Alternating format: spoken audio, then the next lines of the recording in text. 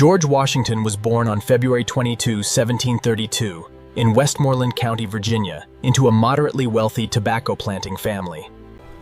In 1743, when he was only 11 years old, his father, Augustine Washington, died.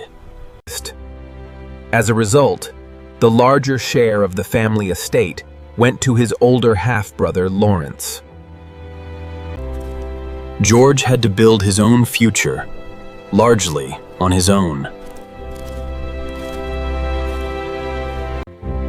Through his brother Lawrence, he became acquainted with Virginia's elite society and British military culture.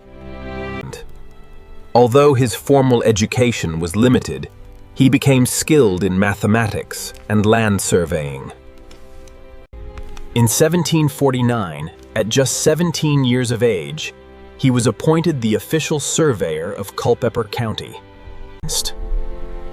Through this work, he gained detailed geographical knowledge of Virginia's western frontier regions,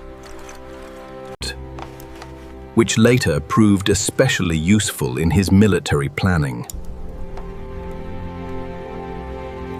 In 1753-54, on the eve of the French and Indian War, the governor of Virginia assigned him to deliver a message to French forces in the Ohio Valley. In 1754, as a lieutenant colonel of the Virginia Regiment, he took part in fighting against French forces, gaining his first combat experience in the clashes at Jumonville Glen and Fort Necessity, where he was forced to surrender, a bitter lesson for him. In 1755, under General Edward Braddock, he displayed courage at the Battle of the Monongahela. Even though the British force suffered a disastrous defeat in that battle.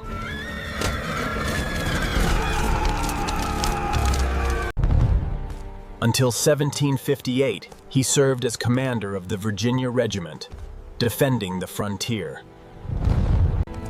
After which he took a temporary break from military life and returned to Mount Vernon.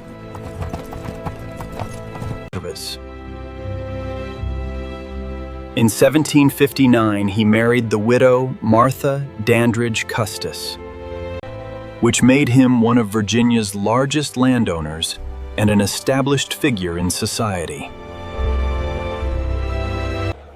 As colonial resentment grew over the Stamp Act of 1765 and subsequent British tax policies, Washington gradually became involved in the resistance movement.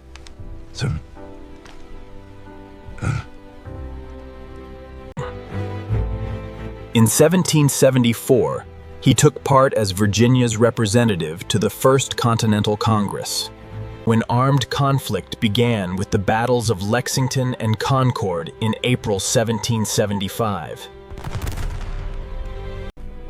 The Second Continental Congress appointed him Commander-in-Chief of the newly formed Continental Army that same June, largely because of his military experience and the need for Virginian representation. During the Siege of Boston in 1775-76, he forced the British forces to abandon the city.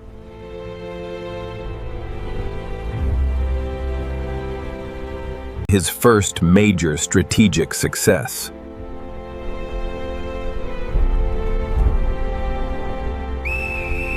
In August 1776, at the Battle of Long Island in New York, American forces suffered a crushing defeat to the British and were forced to retreat.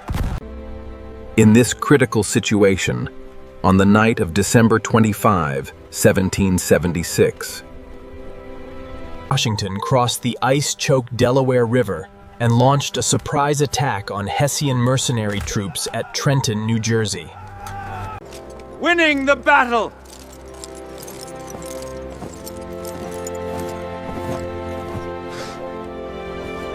Shortly afterward, in January 1777, The Americans also won at the Battle of Princeton, restoring the Army's morale.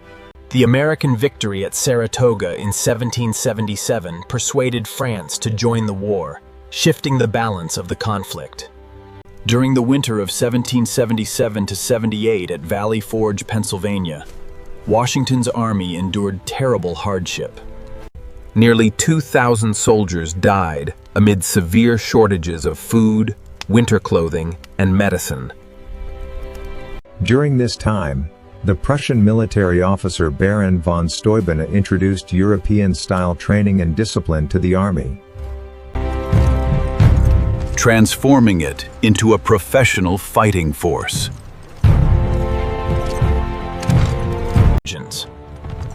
Over the following years, the war largely shifted to the Southern theater. Finally, in September–October 17, with the support of the French Navy, Washington's forces besieged British General Cornwallis. And on October 19, Cornwallis surrendered.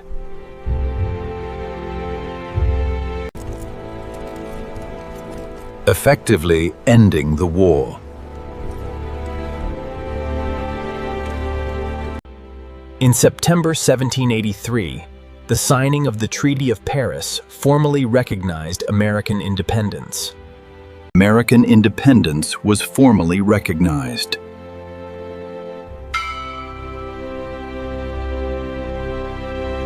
After the war, in December 1783, Washington resigned his military commission before Congress at Annapolis and returned to retired life at Mount Vernon, a rare example for that era. Since most victorious generals of the time seized power for themselves. As the new nation faced crisis, he presided over the Constitutional Convention in Philadelphia in 1787, where the U.S. Constitution was drafted. In 1789, he was unanimously elected the first U.S. president. As president, Washington established many of the traditions that still define the office today.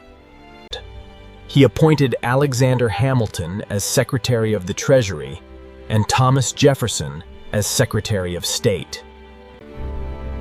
The Judiciary Act of 1789 created the federal court system and the Supreme Court. During the French Revolutionary Wars, the United States faced growing pressure to support France. Washington instead issued the Proclamation of Neutrality in 1793, keeping the young nation out of the European conflict.